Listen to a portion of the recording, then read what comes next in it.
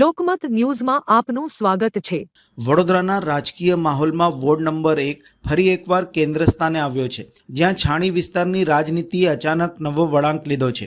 લોકપ્રિય સ્થાનિક નેતા હરીશ પટેલ ઉર્ફે ભાણાએ અપક્ષ ઉમેદવારી નોંધાવતા ચૂંટણીનું ગણિત હવે જટિલ અને રસપ્રદ બની ગયું છે। છાણી વિસ્તારમાં હરીશ પટેલનું નામ માત્ર રાજકીય ઓળખ પૂરતું સીમિત નથી, પરંતુ લોકોના રોજિંદા જીવન સાથે જોડાયેલું છે।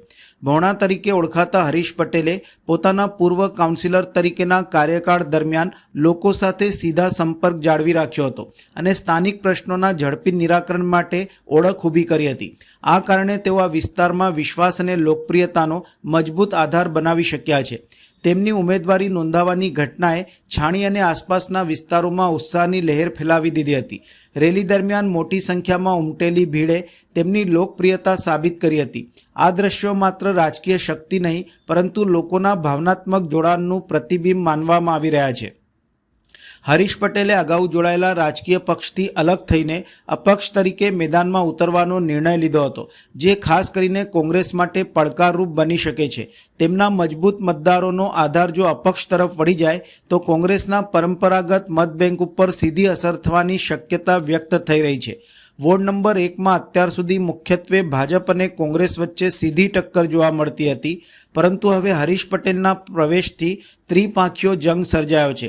આ બદલાયેલા સમીકરણો વચ્ચે દરેક પક્ષ માટે પોતાની રણનીતિમાં ફેરફાર કરવો અનિવાર્ય બન્યો છે। સ્થાનિક સ્તરે મળતો વધતો ટેકો જો હરીશ પટેલના પક્ષે જતો રહે તો આ ચૂંટણીમાં ચોંકાવનારા પરિણામ સામે આવી શકે તેમ છે।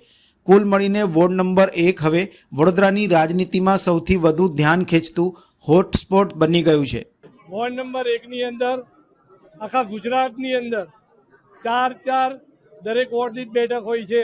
એમાં બે બહેનની સીટ હોય, બે ભાઈની સીટ હોય, પણ વોર્ડ નંબર 1 ની અંદર કયા ભાઈઓની અછત પડી હોય એમ કોંગ્રેસે 3 બહેનોને લડાયા છે, મારી ટિકિટ કાપી છે।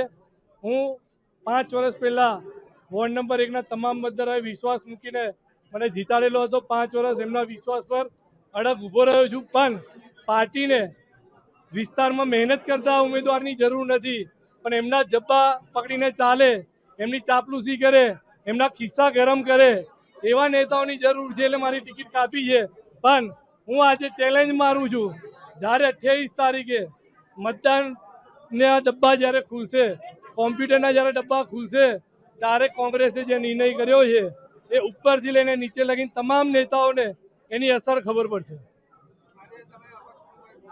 હા, આજે અપક્ષ ઉમેદવારીનું ફોર્મ ભરવા આવ્યા।